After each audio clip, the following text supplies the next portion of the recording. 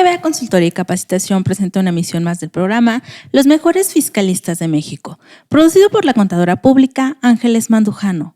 El tema en esta ocasión: la defensa fiscal estratégica, cómo se forja el fiscalista estratégico y el futuro de la defensa fiscal estratégica.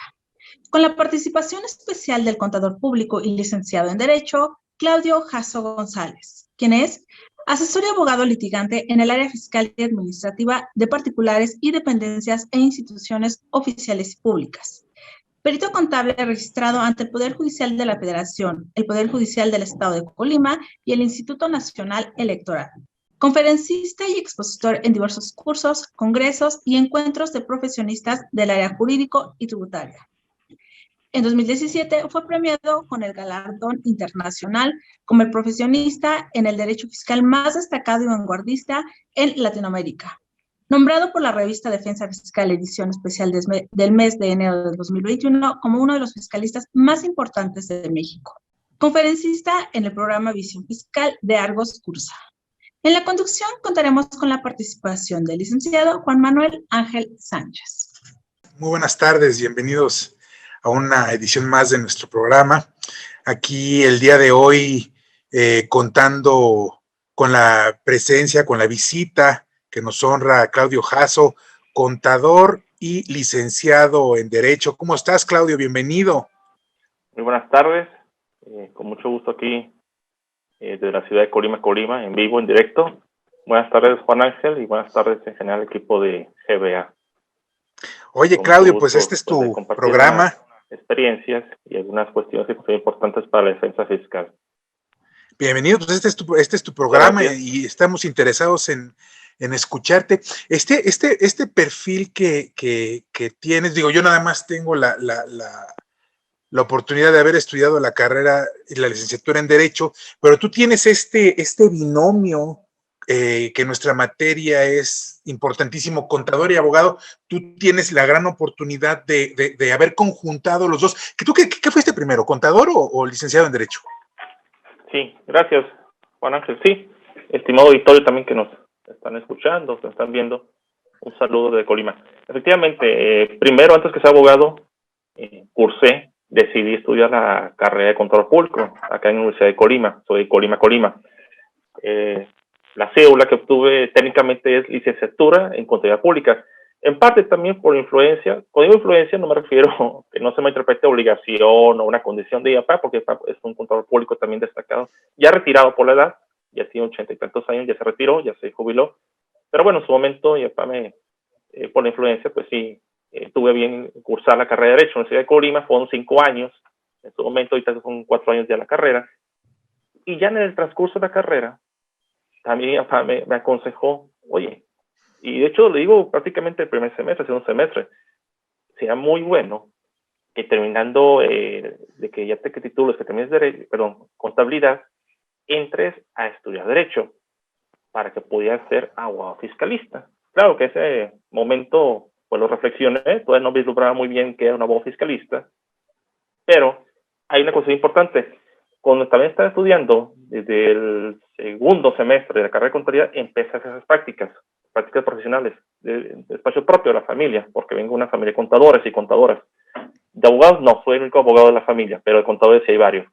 Entonces, al hacer las prácticas, ahí es cuando yo empiezo a vislumbrar, a ser testigo, a vivir, no nomás aspectos contables de registro de cuentas o cantidades, sino desde el punto de vista conocer cómo se desenvuelven los actos de autoridad, la mecánica de la autoridad, los actos, desde cómo recibe un citatorio, una acta de notificación, un requerimiento, una multa, pero también es muy importante y que sí comparte aguas, considero que fue trascendental en mi vida profesional, o por lo menos la decisión de que terminar contabilidad efectivamente entrar a Derecho, fue la intervención que tuve, aunque sea como practicante, para recibir o atender actos de fiscalización, como pueden ser visita domiciliaria, revisiones, auditoría, revisión de gabinete, escritura, etcétera. Entonces, eso me sirvió mucho para entender qué es lo que hacía realmente la autoridad, cómo se comportaba con el contribuyente o los clientes, y también algo que, aunque pues no es muy bueno, pero reconocer que desgraciadamente, en la gran mayoría de los casos, las autoridades sí abusan y por desgracia sí violentan el marco legal del contribuyente. Y por lo que alcanzo a advertir, o sea, no solo decides estudiar, además de la carrera de la licenciatura en contaduría, la licenciatura en Derecho, sino que decides especializarte dentro de esta área jurídica, más allá del ámbito fiscal, en un aspecto contencioso. O sea, decides llevar a cabo el ejercicio, incluso de la postulación jurídica. O sea, eh, tengo compañeros que, si bien han llegado a estudiar las dos carreras, cuando les pregunto si han decidido o si han llevado a cabo la interposición por cuenta propia de algún medio de defensa, la mayoría me dice, no, ¿sabes qué? Eso no, o sea, yo trato de ver la estrategia, la planeación, la ingeniería fiscal, el soporte jurídico de la planeación, de la estrategia fiscal, pero ya en aspectos de la postulación, ya no me meto. Tú incluso el tema que nos traes hoy tiene que ver precisamente con esto. ¿Qué es lo o sea, por qué decides que sí ejercer esta parte de la defensa fiscal? Sí, mi estimado Juan Ángel y auditorio, tocas un punto importante porque, primero, el primer punto, el fiscalista, sí, hay que entenderlo, es como los médicos hay muchos, especialidades y subespecialidades, y tal vez subespecialidades, como avance la ciencia y tecnología va a haber más. Ejemplo, si te duele la cabeza, pues no vas con el cardiólogo, si te duele el corazón, pues no vas con el otorrinolaringólogo, ¿no? Depende de las especialidades. Es algo muy parecido. Ya no digamos dentro del área de derecho que hay derecho civil, penal, mercantil. Incluso dentro del derecho fiscal es muy amplia y yo detecto varias áreas de expertise, especialidad. ¿A qué va esto? Está el fiscalista, como tú bien lo dices, que calcula impuestos, el que hace trámites, hace registros, presta declaraciones, avisos, que generalmente lo hacemos con todo es público y lo hace muy bien. Está, como también decías, el que hace la estrategia, el que trata de hacer planeación fiscal, a veces legal, a veces un poco no tan legal, o por lo menos que no la autoridad no le gusta mucho ciertas estrategias. Está efectivamente el planeador. Está también el abogado que se especializa en cuestiones de seguridad social, fiscalista en seguridad social. Está el fiscalista en temas de comercio exterior, aduaneros, que también puede llevar defensa especializada en materia aduanera. Está el fiscalista penal o el penal fiscalista, que es el que se dedica a defender causas en materia de delitos fiscales, federales, financieros, y que va de la mano también la cuestión del lavado de dinero. Y pues ejemplos ahorita recientes hemos tenido de un tiempo para acá, ¿no? En los medios de comunicación. Bueno, puede hablar de un nicho, aunque parece un poco medio, pues, polémico, ¿verdad? Que para mí no son fiscalistas, aunque se señalan fiscalistas, ¿verdad? Son pseudofiscalistas. Aquellos los famosos factureros. También hay un nicho, desgraciadamente, hay que reconocerlo porque es la realidad, ¿no? Hay que ver la realidad y pues cómo afrontarla. Aquellos pseudoasesores que se dicen fiscalistas que se dedican a vender facturas, ¿no? Y que es pues, el tráfico de comprobantes, ¿no? Que a veces ni siquiera necesariamente son contadores ni abogados, a veces son simplemente administradores, pues que le dan un pequeño curso de capacitación y pues andan vendiendo facturas, colocando facturas. Pero bueno, está ese nicho que insisto, para mí no son fiscalistas. Y ya el nicho que tú, bueno, o más que nicho, la especialización que tú comentas, que yo la ejerzo y que me encanta, me apasiona mucho, es la defensa fiscal. Sí, efectivamente, soy contador público, también soy abogado, y me dedico a la defensa fiscal que llamamos defensa fiscal estratégica, por un lado. Es decir, al litigio fiscal, no tanto calcular impuestos, no tanto llevar trámites, sino simplemente a la postulación. Es decir, llega la autoridad, hace una auditoría, hace una revisión, hace una acta de autoridad, emite como consecuencia de su revisión de actuación un crédito fiscal. Un crédito fiscal, llámese, que está formado por impuestos, multas, recargos, actualizaciones, hasta a veces depende de PTU a veces. Y bueno, el contribuyente o el empresario o el particular tiene que tomar decisión de defenderse, ¿no? Bueno, si no se defiende, pues afronta las consecuencias. Y que se defiende, pues lo hacemos de una manera que sea alta la expectativa, la posibilidad, la estadística de éxito. Ahora bien, ¿por qué decidí ser abogado fiscalista? Retomando lo que decíamos en principio, al inicio de la introducción, haciendo mis prácticas, cuando todavía era contador público, como el tercer semestre de la carrera, aquí una persona del despacho cometió un error de que no presentó una declaración, lo requiere la autoridad, la presenta a requerimiento, y bueno, como fue una declaración presentada a requerimiento, no fue espontánea su cumplimiento, hubo una multa, ¿verdad? Una multa, estamos hablando de 553 pesos, tengo muy presente, esos requerimientos azulitos que se abrían como sobres, como cartas que se recortaban ahí. Estamos hablando ya de 1999, hace ya 22 años, por ahí más o menos. Y bueno, yo quise intentar un medio de defensa, mi estimado. Yo quise intentar recurso de revocación, medio de defensa optativo. En aquella época era en papel. Ya saben que ahorita pues ya todo es de manera tecnológica o virtual, al menos en el SAT federal. En Secretaría de Finanzas sigue siendo en papel, pero en el SAT federal, Cinta federal, ahorita ya es recurso de revocación en línea. Bueno, en aquella época interpuse recurso de revocación en las llamadas entonces administraciones locales jurídicas, se llamaba, que resolvía recurso. Y bueno, interpuse. Me acuerdo que, pues obviamente los nervios, nunca había hecho ninguna cuestión legal de defensa. Apenas estaba estudiando tercero de contabilidad. No había tenido contabilidad. Derecho estudié mucho después. Entonces, bueno, después de terminar contabilidad. Y bueno, con los nervios, obviamente, pero a la vez con la conciencia, o más bien la pasión de tratar de hacer algo, ¿no? Y me armé de jurisprudencia, de acuerdo a unas sentencias por ahí que he conseguido de antiguas, por ahí que asuntos que llevo ya libros, revistas, y bueno, total, me acuerdo muy bien que llegó una motocicleta tocando la puerta a los meses, y te puede recurso de revocación, lo recibió mi hermano, que mi hermano también es contador, y no era otra cosa más que la resolución requiere recurso, y mi sorpresa fue que se declaró la nulidad, dejó sin efectos la multa. En esa época recuerdo muy bien porque usaron un sello para fundar la competencia con una cuota territorial del SAT, estamos hablando de 99, y ese sello era parcialmente ilegible, ¿verdad? Y aparte también la fundamentación que hacían territorial era genérica, y bueno, prácticamente por ahí se encausó el resultado favorable. Incluso la jurídica en esa época resolvió casi de oficio, por ser un tema de competencia, un tema importante, resolvió de oficio. Entonces, todo lo que ya te he dicho, tal vez un poco la influencia ya para el contador público, ahorita estudiar contabilidad, que está practicando durante la carrera de contable o contador, practicando y viendo los actos de autoridad, notificaciones y eso, y sobre todo este hecho, mi primera defensa, el primer recurso, mi recursito por un asunto de 553 pesos y que se ganó, fue favorable, me motivó, obviamente me sentí motivado, emocionado, obviamente, entonces, pues, la primera defensa que te puse en toda mi vida, y eso me motivó a estudiar Derecho, pero siempre considero muy importante la mancuerna, el binomio, como tú bien lo dices, contador, abogado. Contador ve asunto de fondo, financiero, contable, económico, el teje y maneja de la empresa, y el abogado encausa en el procedimiento, en el proceso, en las formalidades, en la legalidad. Entonces, yo como consejo, al menos quien quisiera dedicarse a la defensa fiscal estratégica, en la medida posible tratar de estudiar las dos carreras.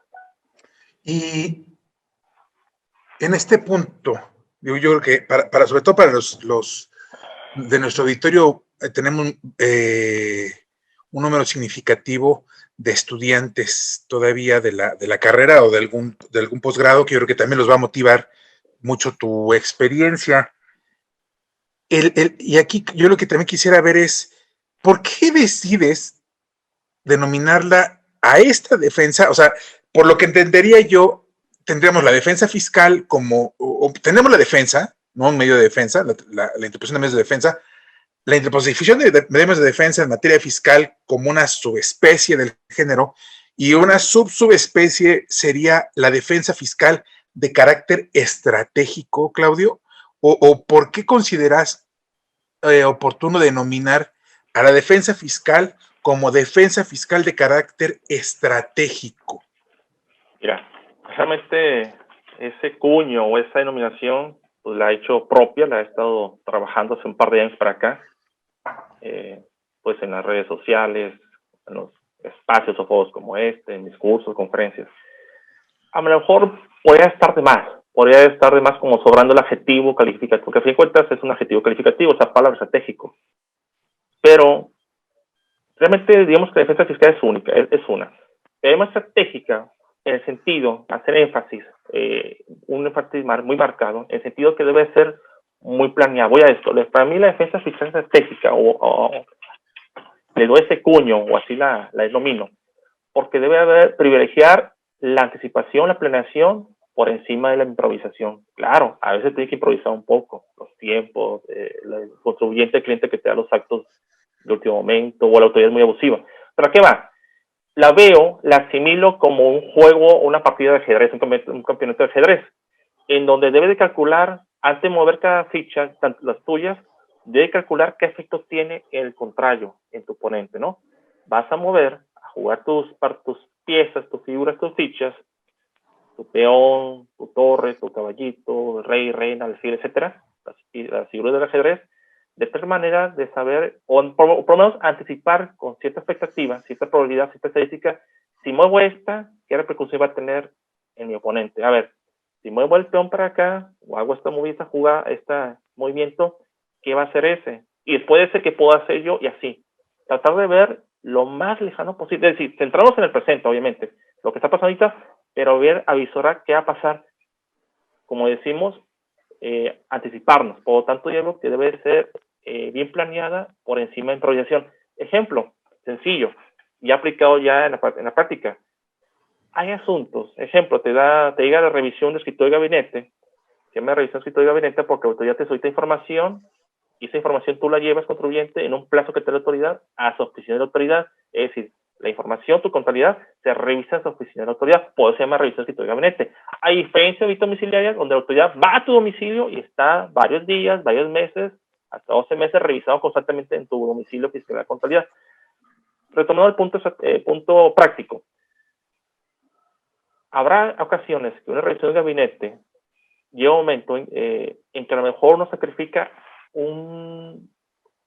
algo menor o tener un resultado mayor, gana el asunto. A lo mejor, si a lo mejor, por ejemplo, no está bien notificada tu información y si no está bien notificada, yo puedo mejor, en lugar de presentar esta información, o incluso si está mal notificado, corrijo el ejemplo, más bien, si me llega en una revisión de gabinete, va a llegar un oficio de observaciones, donde se llegan 20 días para virtuar. Suponte que ya consideres que no tienes muchos eventos para virtuar y que ese oficio de observaciones estuvo mal notificado. ¿Qué pasa? Si yo comparezco a atender oficio de observaciones, a tratar de virtuar, esa indebida notificación ya se convalida, se purga, porque al fin de cuentas el contribuyente la está atendiendo, está haciendo caso a la notificación de oficio de observaciones. Pero si realmente está mal notificado y tú no tienes elementos contundentes para desvirtuarlo, a lo mejor que conviene ahí es no desvirtuar el oficio de observaciones. Dejar que siga en curso la revisión de gabinete, posteriormente después del oficio de observaciones, la autoridad determina crédito fiscal, eso sí, ahí ya impugnas y defiendes, demanda la nulidad de ese crédito fiscal a resolución determinante. Y tu punto de defensa, si es cierto, ojo, eso claro, para eso hay que estudiar bien un abogado fiscalista, si es cierto que está mal notificado el oficio de observaciones, tú puedes echar abajo todo el procedimiento de fiscalización, es decir, toda revisión de gabinete, incluido lograr la nulidad lisa y ya en el crédito fiscal, porque el oficio de observaciones no fue notificado legalmente y, por lo tanto, la revisión de gabinete no terminó en tiempo, se contravino o fue extemporánea, viola, entre otros artículos, el artículo 46-A del Código Fiscal de la Federación, ¿verdad? ¿A qué va? A veces, porque luego hago una analogía mucho con el ajedrez, a veces, mi estimado Juan y auditorio, va a sacrificar con conciencia de causa a mejor una figura, una pieza menor, un peón, no sé, un caballito, algo, pero para lograr un bien mayor, ¿no? También puede ser parte, como yo asimilo, hago una analogía, de defensa fiscal estratégica. Es decir, no nomás hacer las cosas por hacerlas. Desgraciadamente, a veces, o en muchas ocasiones, ha tocado por desconocimiento, porque la persona que tiene el procedimiento de fiscalización no sabe de defensa fiscal, y con todo respeto, hay contadores que son muy buenos haciendo también defensas fiscales a veces, pero muchas veces algunos contadores pues solamente no tienen el feeling por su profesión, y claro, se entiende, ¿verdad? Y a veces sin querer queriendo pueden cometer errores que aportan documentación o contestan un oficio que a lo mejor convenía no contestarlo. La defensa fiscal estratégica tiene mucho que ver con esto.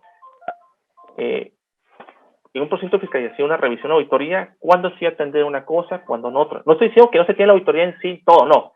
Porque auditoría, una revisión va por esas etapas. Pero a veces conviene, a una acta parcial, no presentar todo, o presentarlo después, o con prórroga. Todo tiene que ver, todo tiene peso. ¿Qué presentar quiero presentar, incluso cómo voy a redactar el escrito para no consentir algo, ¿no? Entonces, la defensa estratégica, más que el estudio del asunto, tiene que ver, bueno, sí, obviamente el estudio del asunto tiene que ver con prever las consecuencias y ver cómo los efectos y consecuencias de cada actuación de autoridad, pero también lo que yo haga. Y de qué manera lo que yo haga, al tratar de anticiparme que puede ser autoridad. Es un juego muy interesante, es un juego, bueno, que digo es un juego, pero es una forma de actuación que considero que debe tener el abogado que se dedique a la defensa fiscal.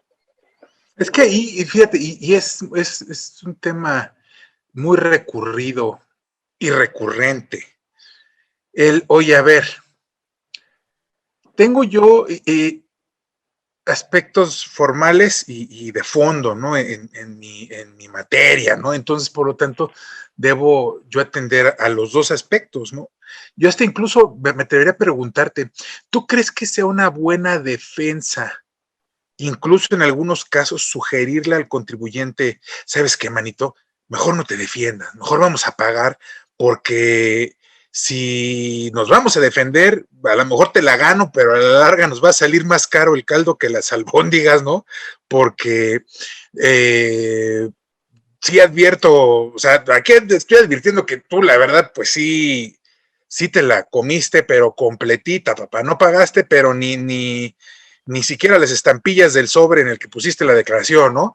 Entonces, sí, o sea, no pagaste nada, ¿no? O sea, sí hay algún tipo de discrepancia, de error por parte de la autoridad, pero la autoridad tiene 5 años para hacerte trizas, ¿no? Entonces, en ocasiones, la defensa fiscal estratégica pudiéramos también considerar como podría ser acudir a Prodecon para, oye, vamos a mediar en este tema, vamos a pagar, o sea, si encuentro que tengo yo una discrepancia que reconozco que me equivoqué, pero esto no, o sea, esto sí, y eso también como que forma parte del papel del abogado, ¿no? Como que tratar de convencer al cliente, porque luego el cliente es bravo, el cliente dice, yo no quiero pagar nada, y yo creo que también forma parte como que del papel del abogado, oye, no, y del contador, oye, mira, manito, pues yo creo que sí tienes que ver que aquí te equivocaste, ¿no? ¿Podríamos considerar que también eso formaría parte de la defensa estratégica? Bueno, yo la defensa fiscal estratégica la encamino ya cuando realmente se está defendiendo el contribuyente, ¿no? Cuando realmente sí opta por defenderse. Y para mí, ojo, para mí la defensa fiscal iniciaría, aunque puede ser algo muy exagerado, inicia haciendo bien las cosas por parte del contribuyente, como tú me dices, que hagas bien las cosas, que el contador o el contribuyente también, porque también muchas veces el contador está condicionado a lo que decía el contribuyente. El contador puede decir, ¿sabes qué? Debes pagar, no sé, $1,000,000, $1,000, debes de presentar esto, el contribuyente no quiere pagar nada, cero, o paga de menos, porque no quiere, no tiene, o lo que tú quieras. Para mí, la primera línea de defensa es hacer las cosas bien. Las cosas bien. Segundo, si uno hacía aparentemente haciendo las cosas bien, o considerando que están bien, y en auditoría, la segunda línea de defensa es hacer la auditoría de manera estratégica. Ahí considero yo que en todo procedimiento de fiscalización debe ser lo ideal estar de la mano el contador con el abogado fiscalista para ir encauzando a futura defensa. ¿Por qué? Porque cuando hay un procedimiento de fiscalización es 99.9% seguro que había un crédito fiscal, sin una determinación. Es muy raro que se hagan en ceros una auditoría, que digan, sabes que te revisé, estás bien, todo perfecto, no ves nada. Es muy raro eso. Entonces es atender debidamente, más que debidamente, estratégicamente la auditoría, segunda línea de defensa. Tercero, viene la etapa de virtuación y reitero, cuándo sí desvirtuar y cuándo no, con qué elementos virtuar, qué es virtuar y cómo es virtuarlo. La cuarta línea de defensa es, bueno, no es una defensa, es lo que tú decías, Prodecon. Bueno, habrá asuntos que a lo mejor sí puedan ser viables de que se desahoguen por Prodecon, no tanto el punto de vista de una defensa contenciosa, sino el punto de vista de acuerdos inclusivos. Si son cuestiones de fondo y que sí tenga realmente el contribuyente o el contador elementos contundentes, pero muy, muy sólidos de fondo, podría a lo mejor momento dado evaluarse la oportunidad de solicitar un acuerdo conclusivo de Prodecon si son elementos de fondo. La otra línea de defensa es el recurso de revocación, que ya es un medio pues, de defensa, ahora se informa ya totalmente, y el juicio de nulidad, que es contencioso, ¿no? Como digo, defensa fiscal estratégica me refiero a evaluarlo, pero ya cuando el contribuyente realmente ya quiere defenderse y ya quiere que se asesore por el abogado fiscalista. Lo que tú comentas ya, más que nada que cuando a veces conviene si uno lleva la defensa, bueno, depende de muchos factores. Tú comentabas, ¿sabes qué? A lo mejor porque tiene 5 años haciendo pecados fiscales, porque mejor si se defiende le va a ir peor, la autoridad se va a enojar, se va a vengar. Pues no necesariamente, ¿no? Yo considero que ahí que todo contribuyente, así como en materia penal, todo es inocente, que se demuestre lo contrario, nadie es culpable, pues es inocencia, y todos tienen hecho una buena defensa, pues también aquí en la materia de defensa fiscal estratégica, todo contribuyente se presume inocente salvo probar en contrario, ¿no? En todo caso, la autoridad debe de acreditar pues que cometió las infracciones o las irregularidades. Y tiene hecho la defensa. Claro, ahora sí, como dicen por ahí el dicho, ¿verdad? Todo hay en la vida del Señor, tanto como abogados, como contribuyentes y el tipo de autoridad que tenemos o auditores. Habrá contribuyentes que generalmente, si no quieren defensa fiscal, es porque tienen miedo, tienen temor. Sí, es cierto, es labor, como tú me decías, del abogado, pues si tal vez no imponerse o no imponerlo, pero sí tratar de ver esa parte, de limar esa. Me ha tocado clientes efectivamente que prefieren mejor no defenderse porque tienen miedo. Bueno, o sea, habrá unos que sí son. Ahora sí que cada cabeza es un mundo, pero yo considero que lo correcto es defenderse. Y te voy a decir por qué también. Porque defenderse o aplicar una defensa fiscal estratégica no debe verse nada más como simplemente el simple hecho de que voy a defenderme para no pagar impuestos, para que no quiero pagar la multa, recargo, autorización o el crédito fiscal. No. Debe verse más allá de eso, más allá de la simple cuestión de que no pago o no quiero pagar más bien lo que me terminó autoridad. Porque generalmente los contribuyentes sí pagan impuestos, más o menos. Lo que pasa es que llega la autoridad y dice, pues cada vez que me pagas 1,000 pesos, pero no debe ser 1,000 pesos, debe ser 1,000,000 de pesos, ¿verdad? Entonces es el problema. Entonces no debe verse la defensa fiscal nada más como simplemente, me voy a defender para no pagar impuestos. No, me voy a defender para que sea respetado el marco legal, el marco jurídico, el procedimental que aplique, código fiscal, constitución, el marco convencional. Acuérdense que con la reforma del 10 de junio de 2011 en materia de derechos humanos, pues también aplican los tratados internacionales, las convenciones sobre derechos humanos, Pacto de San José de Costa Rica, Pacto Internacional de Derechos Civiles y Políticos, entre otros. Por tanto, debe verse como un mecanismo legal, ahora sí que está permitido por la ley, es un derecho, tú sabes si lo ejerces o no, ejerzo mi derecho de defensa, llámese recurso de revocación, llámese juicio de unidad, llámese amparo directo o indirecto, etcétera, recurso de inconformidad ante el Seguro Social, así se llama, el Seguro Social, para exigir el respeto a mis derechos como contribuyente, para exigir respeto al marco legal, constitucional y convencional.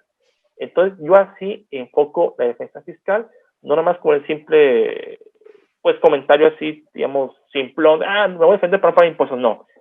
Hay unas reglas de juego. Si la autoridad, hay una regla de juego que se llama constitución, se llama ley, se llama marco jurídico aplicable.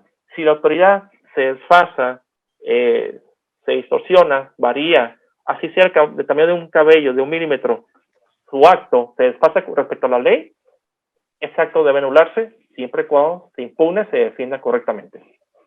Oye, y a ver, por ejemplo, es muy interesante, es que sí, o sea, yo estoy contigo, o sea, también considero que el derecho humano a la defensa de los derechos humanos, ¿no? es de indefectible casi ejercicio, ¿no? Pero no sé si tú tienes también si has advertido que las autoridades han tenido un endurecimiento en el ejercicio de sus facultades, y en los últimos años las reformas jurídicas han sido desarrolladas para que cada vez las facultades de las autoridades sean más amplias y este ámbito de argumentaciones por parte de los contribuyentes de cierto tipo están acotadas cada vez de una manera más estricta.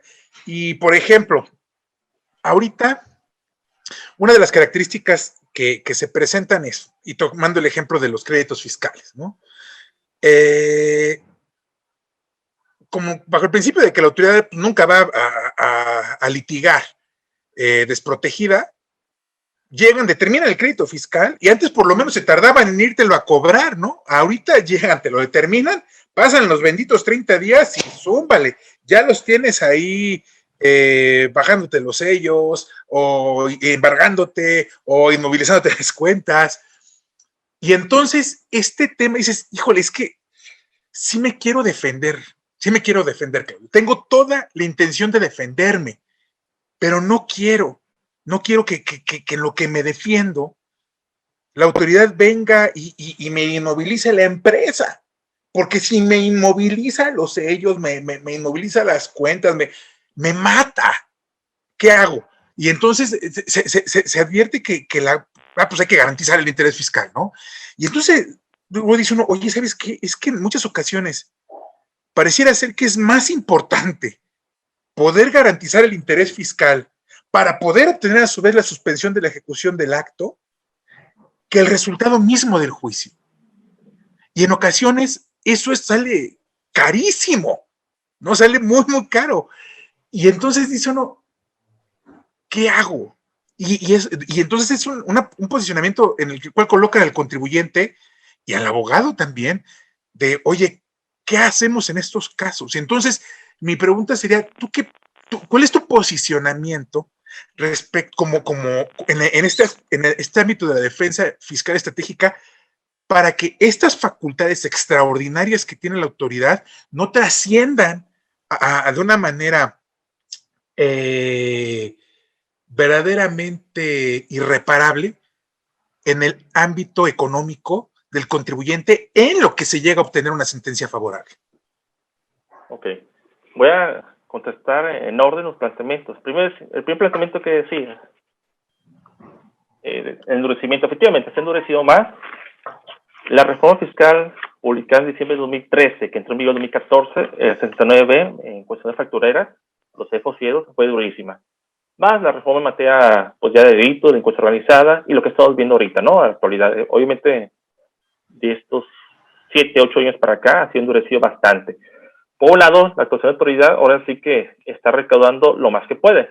Segundo punto de vista, salvo excepciones, los impartidores de justicia en materia fiscal administrativa, salvo excepciones, no digo que todos, también a veces pareciera que por el hecho de que pertenecen a veces al Estado o porque creen que el Estado, el gobierno paga sus impuestos, paga sus salarios, aunque realmente toda la riqueza viene de la población. Acuérdense que la teoría del derecho, la teoría del Estado dice que son 3 elementos del Estado: territorio, gobierno y población.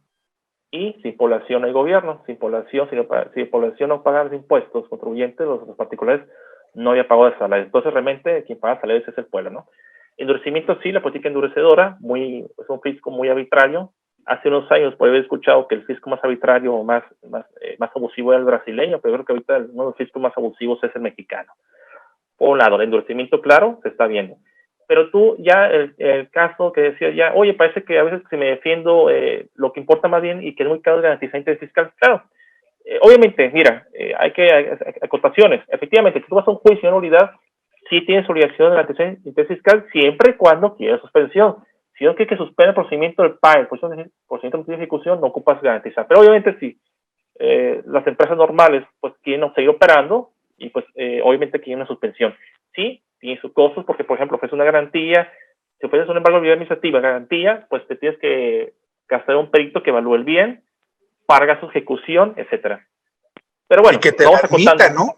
Y que te la admitan, porque luego, o sea, tú vas y ofreces la garantía y no te la admiten nunca. Le buscan cualquier tipo de pretexto y faltó esto, faltó lo otro, faltó aquello, faltó lo demás, y es otro pleito ahora para que te admitan la garantía.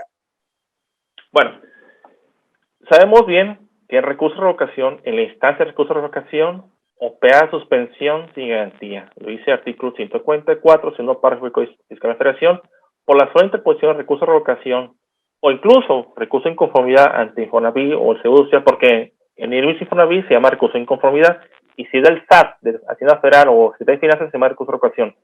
Dice el Código Fiscal, dice la ley, por la sola interposición de recurso de revocación se suspende la ejecución del acto hasta que se resuelva el recurso. Entonces ahí no ocupa resolverlo, pero no ocupas costear Garantizar. o gastar en garantías, no ocupa garantizar, no es una obligación.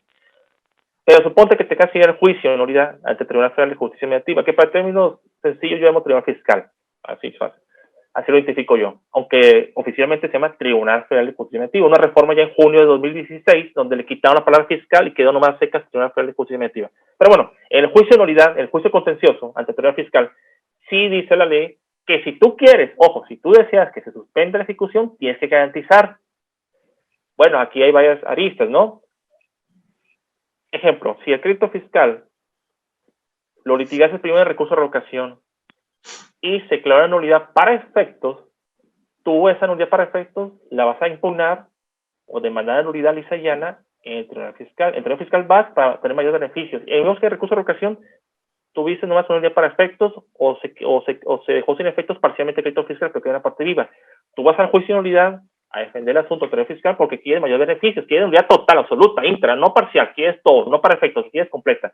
Bueno, como ya ese crédito fiscal litigado en recurso de revocación, esa resolución ya fue anulada, sí, para efectos, para fin de cuentas fue anulada, ya no tienes que garantizar en el juicio de nulidad esa resolución, porque ese crédito fue anulada. Ojo, está así que la jurídica del SAT lo anuló, aunque sea para efectos, pero que anular. Por tanto, en el juicio de nulidad, tú podrías válidamente, con esa estrategia bien hecha, solicitar suspensión y que te conceda suspensión sin gastar un solo centavo, un solo peso en garantía, sea un supuesto. Claro, ese supuesto que estoy hablando, donde hay una nulidad previa en recurso de revocación para efectos, para reponer o para efectos, porque aunque sea para efectos, pero el crédito fiscal o esa resolución, ese oficio, ya quedó nulo. Y como está defendiéndolo, tú para mayores beneficios, tú no te estás peleando para decir, yo quiero que me cobren todo. No, yo creo que quede nulidad total, mayores beneficios. Por lo tanto, ese crédito fiscal en recurso de revocación nulo para efectos, aún y para efectos o para efectos de reponer, ya no se tiene que garantizar, ¿no? Sí, claro que no todos los casos van a ser así, no en todos los casos vamos a tener eso, pero sería una posibilidad de garantizar, más que nada de suspender sin necesidad de garantizar o tener que gastar en garantía, porque efectivamente a veces sí es costosa la garantía por todo lo que implica, ¿no? Pero también otra cosa, no en todos los casos la autoridad te va a cancelar servicios digitales, no en todos los casos aplica. La cancelación digital está acotado a lo que dice el Código Fiscal de la Federación, el artículo 17H, por ahí si no me recuerdo. Y no en todos los casos también la autoridad te va a embargar también tus bienes. A veces hay estrategias donde pues se ponen los bienes a nombre de un tercero en ese momento, o son bienes inembargables. Hay que ver muy bien ahí, si se va al artículo 157 del Código Fiscal de la Federación que habla de los bienes inembargables, pues casi muchas veces, haciendo bien la planeación de la estrategia, la mayoría de los bienes, por no decir todos, siguen embargables, ¿verdad? A fin de cuentas, todo va a depender del caso, la casuística, no hay receta de cocina, por eso la defensa fiscal estratégica siempre digo que debe ser muy especializada, muy personalizada, muy, como decimos, un verdadero traje hecho a la medida. Es que debes de tomar en cuenta, sí, o sea, tienes toda la razón del universo, hay que tomar en cuenta muchísimos factores, ¿no? Y por eso es que el papel del abogado fiscalista, como nos lo estás presentando, implica una especialización y un estudio profundo de la materia por todas estas aristas que nos estás comentando. O sea, por lo que nos comentas, ¿qué es lo que quiero? ¿No? Por lo que advierto, tú nos indicas, a ver, yo estoy viendo dónde vamos a estar a futuro. O sea, desde antes de que llegue la autoridad a ejercer la facultad de comprobación, tú ya dices, a ver, pues vamos a empezar a hacer las cosas bien, manito, porque la verdad estás pésimo, ¿no? A ver, vamos a ver cómo estás. Ya se empezó la facultad de comprobación, cuidarla, ¿no? Cuidarla para que velar porque la actividad de la autoridad sea estrictamente apegada a derecho en cuanto a las formalidades procedimentales, como bien lo señalas, para que en el momento en que estos cuates pues cometan alguna violación de derechos en perjuicio del contribuyente, estemos ahí listos, ¿no? Estemos ahí listos, cuidar el fondo, cuidar la debida determinación y cumplimiento de nuestras obligaciones como contribuyentes. Entonces, y aquí es un punto que sí quiero ver, tú que en este papel de la defensa fiscal estratégica, sí consideras, o sea, más allá del tema de los acuerdos conclusivos, pero tú consideras que PRODECON, como una instancia previa ya sea al recurso o al juicio, nos pudiera dar herramientas para podernos también defender estratégicamente en esta materia? ¿Nos podría ayudar como contribuyentes o nos permitiría ayudar a los contribuyentes? Mira, va a depender del caso, decía hace momentos.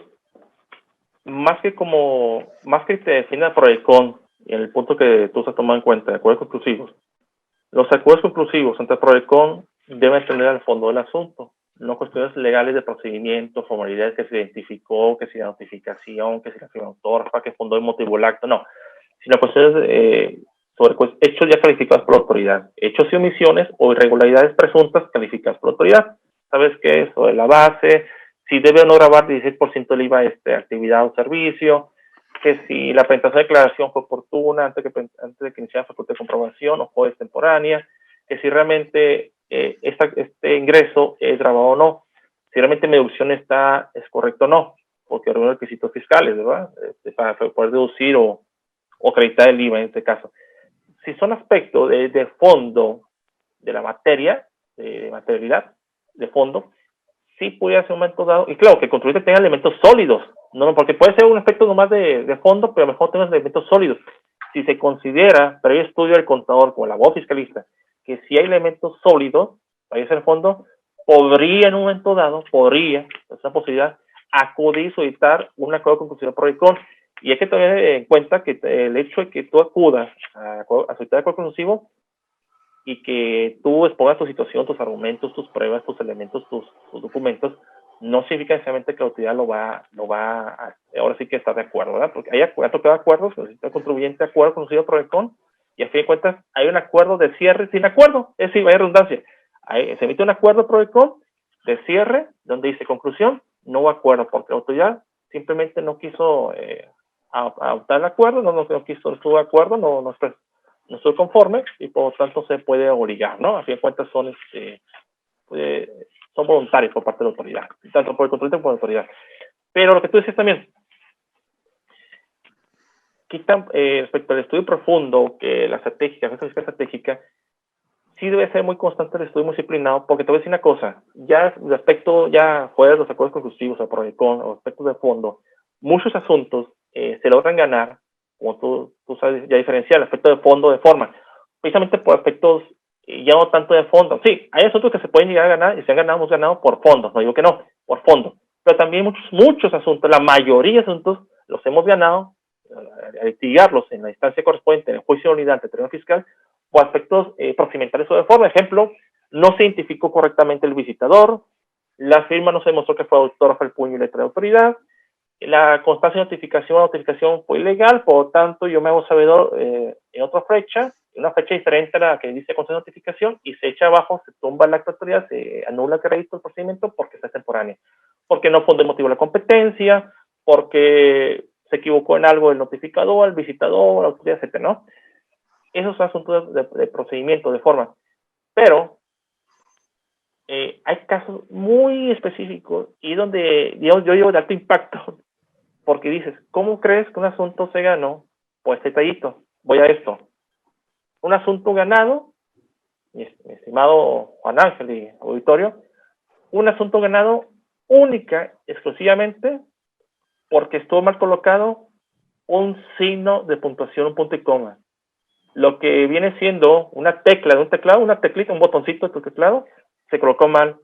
Un asunto ganado, millonario, nada más porque la autoridad puso mal, se equivocó en poner mal un punto y una coma en una solicitud de información que es el inicio de revisión de gabinete. Para tratar de fundamentar la competencia para adquirir la información relativa a los estados de cuentas bancarios, puso mal el punto y coma, o tanto eso cortó o aisló ese punto y coma, los artículos, y dejaban esta inflexión. Porque nos vamos a la gramática española, o idioma o lengua española, o idioma español que hablamos en México, pues el punto y coma tiene su razón de ser. Te vas a los diccionarios a investigar para qué es el punto y coma, entonces ahí ese punto y coma estuvo mal colocado. Y es increíble que por un punto y coma mal colocado, parecer increíble, pero por un punto y coma mal colocado, se echó para abajo un asunto millonario, se declara nulidad y se allana. Claro, que para encontrar esas fallas, esos errores, o un punto y coma, es una sola tecla, un teclado, un punto y coma, pues debes estudiar bastante el asunto y ser, pues ahora sí que muy creativo, o muy audaz, muy hábil, o muy sesudo, por una forma, porque son también los asuntos, pues son muchas páginas. Fíjate el tiempo que has invertir para leerlo, para estudiarlo, analizar, leerlo primero, analizarlo, estudiarlo, reflexionarlo, pensarlo bien, y para encontrar la falla. Obviamente que para encontrar ese punto y coma, y razonar por qué está mal, por qué estaba mal colocado, y por qué causa indefensión, ilegalidad, violación, etcétera, pues ahora sí necesita mucho tiempo para encontrar ese error. Porque esos asuntos, como bien lo saben, deben saberlo, se ganan o se pueden perder por una palabra, y en este caso se ganó un asunto por un punto y coma mal colocado. Sí, y creo que incluso cuando se pone uno a ver la evolución de los criterios jurisprudenciales, tanto del Poder Judicial de la Federación como del Tribunal Federal de Justicia Administrativa, encontramos, ¿no?, que hay un número significativo de este tipo de criterios en los cuales precisamente se destacan estas inconsistencias o la trascendencia que tienen estas inconsistencias para la determinación de la legalidad de un acto de autoridad. Y en su caso la calificación, ¿no?, de su nulidad o de su reconocimiento de validez por parte del órgano de impartición de justicia correspondiente. Ahora, ¿cuál ha sido tu experiencia y cómo ves esta estrategia esta fiscal de defensa fiscal estratégica hacia el futuro con este posicionamiento que tú también nos comentabas, Claudio, hace unos momentos respecto a un endurecimiento probablemente injustificado de los órganos de impartición de justicia y que ha modificado hasta cierto punto estos posicionamientos previamente plasmados en estos criterios jurisprudenciales o de criterios aislados en cuanto a este tipo de reconocimientos de irregularidades en la autoridad. Porque incluso si nos vamos a manera de ejemplo, si nos vamos a la Ley Federal de Procedimiento Contencioso Administrativo, vemos que ya incluso el mismo Poder Legislativo, al momento en que incorpora a la normativa, dice, mira, hay ilegalidades en el procedimiento de notificación, pero no van a trascender a la declaratoria de ilegalidad si pasa esto y esto. Si pasan estas irregularidades, no. Y dice uno, oye, pero si tenemos posicionamientos de que eso era ilegal, o sea, ¿por qué ahora me estás diciendo que a lo mejor sí es legal, pero que ya no va a trascender a la resolución y que aunque la autoridad se haya equivocado, pues ahora el tribunal ya no me puede dar la razón porque sí es una ilegalidad, pero chiquita, y como es una ilegalidad chiquita, entonces pues ya la tengo yo que soportar, ¿no? Y que pareciera ser que es un posicionamiento actual. ¿Tú cómo ves la defensa fiscal estratégica a futuro ante este posicionamiento de los órganos de impartición de justicia? Pues la veo con un futuro medio ya amalgamado con el presente, por alguna forma, porque hay muchas cosas están, lo que era futuro hace un año, 2 años, pues ya se están dando, ¿verdad?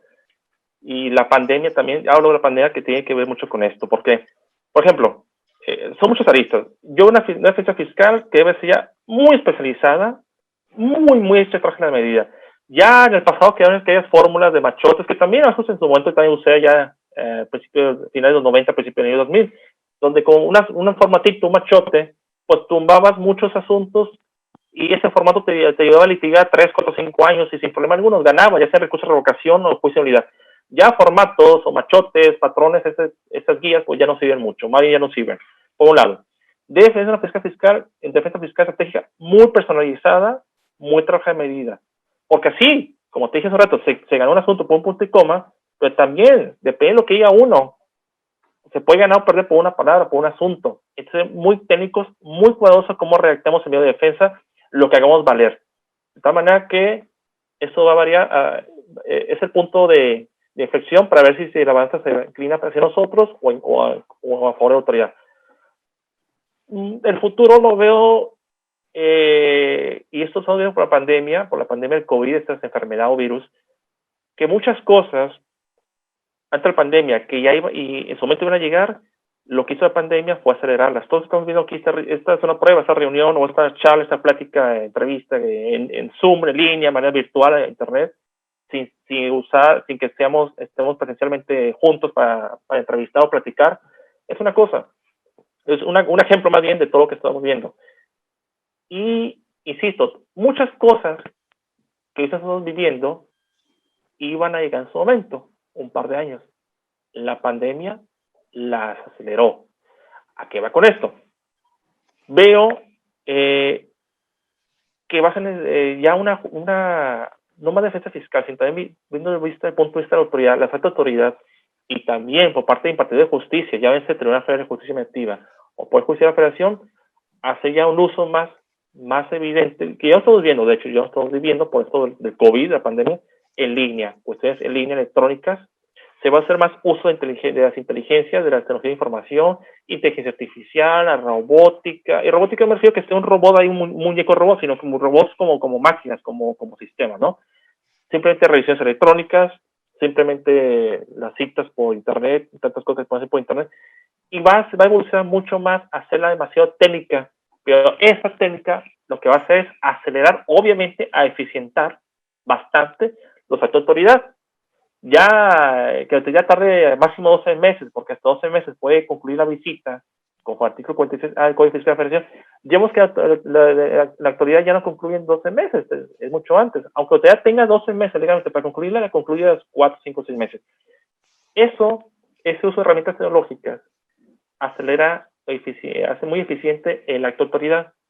Por lo tanto, ahora, como vislumbro la defensa fiscal que prácticamente ya lo veo como un binomio presente-futuro, porque para mí ya muchas cosas ya están en el presente, que antes de ya años ya están en el presente, es muy personalizada, insisto mucho esto, muy personalizada, ya no esas fórmulas de machot, eso ya no funciona, muy personalizada, muy traje a medida, muy exacta, precisa, y sobre todo va a ir de la mano con aspectos de fondo, aspectos de materialidad, aspectos de razón de negocios, aspectos de sustancia económica.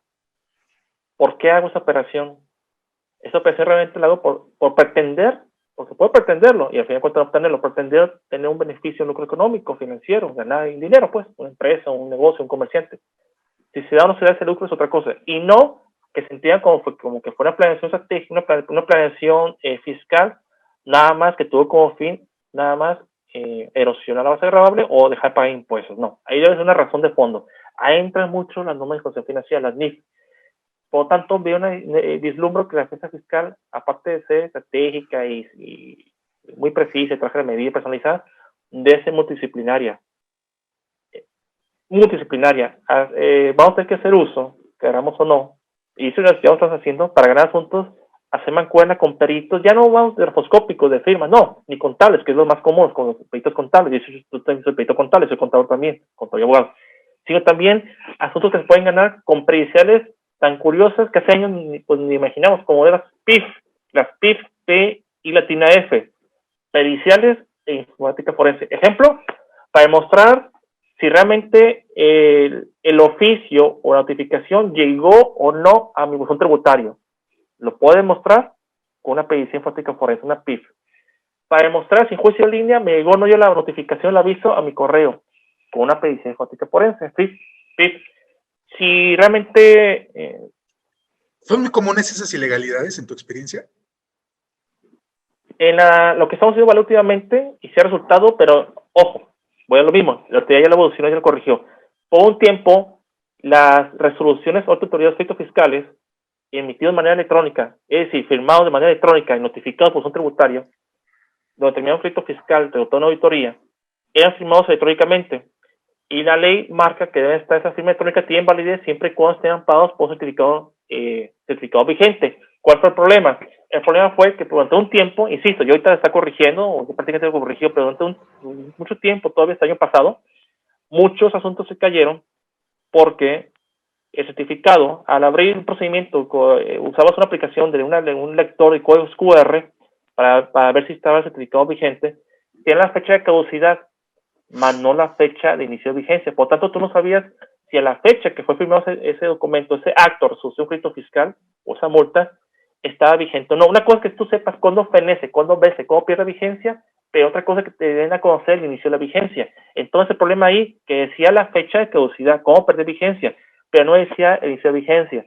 ¿A qué va todo esto? Como es una cuestión que en un momento dado podía dar un lugar a cuestiones técnicas, de mi punto de vista no debe ser usado una pericia informática forense, porque basta con seguir los pasos de la red miscelánea de cómo vas leyendo el documento, el paso 1, abre el código QR, escanearlo, paso 2, ahí ves. De mi punto de vista no ocupaba una pericia informática, pero hubo tribunales que decían, no te daban ese agravio, no te daban la razón, porque decían que no es ofrecido prueba idónea, una pericia informática, una pericia, etcétera, ¿no? Para desahogar ese procedimiento, ¿no? Entonces hay un ejemplo práctico y real de aplicado a la práctica forense de la defensa fiscal estratégica de cómo se usa una pericia informática forense. Puede haber más casos, no es el único, ¿verdad? Y puse un ejemplo, una prueba, pero siento que el futuro ya nos alcanzó el futuro y más vamos a estar imbuidos, empapados en esta sinergia de cuestiones teológicas, técnicas, electrónicas, cuestiones de tecnologías para efectos de defender.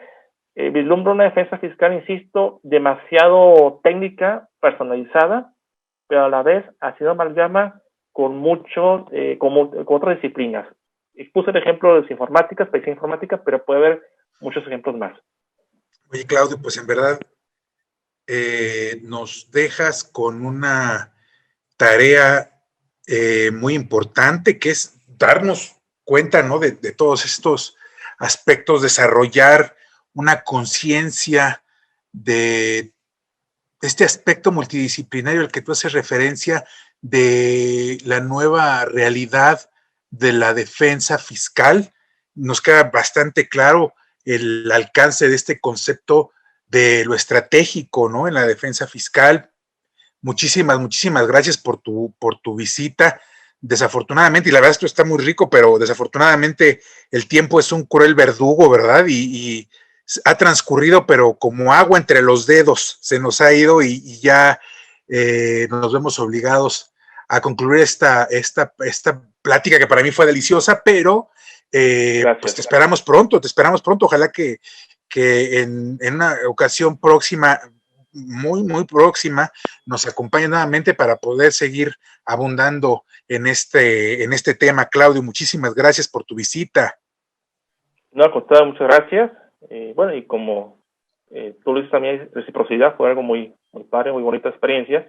Y claro, si hay puertas abiertas o campo abierto a futuro, con mucho gusto estar haciendo acto de presencia, ¿no? Quiero nada más, una inquietud más, nada más para que vean el futuro, aunque no necesariamente es una defensa fiscal, es defensa penal. Simplemente, la semana pasada me llega ahí una noticia, o una pequeña cápsula como 2 minutos, donde dicen, Dubái, ya ven que Dubái es un emirato que está en Emiratos Árabes Unidos. El país se llama Emiratos Árabes Unidos. En vez de dividirse en estados como es México, se divide en emiratos. Varios emiratos forman Emiratos Árabes Unidos. Como aquí en México, varios estados forman Estados Unidos mexicanos. Bueno, el emirato de Dubái decía así, más o menos decía, la policía o el sistema de justicia penal de Dubái está leyendo las mentes criminales rápidamente. Ahora pueden ver por internet, YouTube, ¿hacia dónde va el futuro? Bueno, ya materia penal. Y más o menos decía ahí la explicación, le ponen un casco con muchos pues sensores por ahí o sensorcitos ahí, alambres, y le muestran al sospechoso de cometer un crimen imágenes. Unas son que sí tienen que ver con el hecho, ya sea un cuerpo, un asesinato, una herramienta, un cuchillo, un arma, y otras que no tienen nada que ver. Resulta que con el sospechoso ve las imágenes que proyectan con ese casco especial que está leyendo ahí las cuestiones eléctricas, las reacciones de las neuronas, como ve las imágenes reales que tienen que ver con el asesinato, reacciona y se empieza a activar una región, no me acuerdo el nombre, una cuestión del cerebro ahí, y cambia cuando ve imágenes que no son reales, que no son de su asesinato, o bueno, el sospechoso, que no tiene que ver con él, no reacciona, o no se excita. Excitarse desde el punto de vista del cerebro, pues, excitarse las neuronas, o no se activa ese campo. Y curiosamente, como ve las imágenes reales que tienen que ver con el asesinato y que es sospechoso, se activa. Y eso es un parámetro para el sistema de justicia en Dubái para determinar la culpabilidad o inocencia del sospechoso, ¿verdad? Digo, yo sé que a lo mejor no es fiscal, pero vean hacia dónde vamos, ¿no? Y simplemente me llegó a pegar la noticia ahí en la cápsula, la pueden ver en YouTube, le pone ahí Dubái, lee las mentes criminales, ¿no? Entonces, ¿hacia dónde vamos? Ahora sí que es desafiante, el campo es algo muy desafiante, hay muchos retos, y pues dependerá de todos nosotros, subirnos o estar en la cima, o estar en la ola de innovación, ¿no? Por mi parte, pues fue todo el día de hoy. Muchas gracias, Juan Ángel, muchas gracias al auditorio que estuvieron al pendiente de transmisión, y bueno, excelente lunes, inicio de semana. Muy amables. Amigas, amigos, Claudio, mil gracias a todos por una edición más, ¿verdad?, de los mejores fiscalistas de México. Les envío un saludo a todos y nos vemos aquí en la próxima. Saludos. Gracias, hasta luego. muy amable. Bye, bye.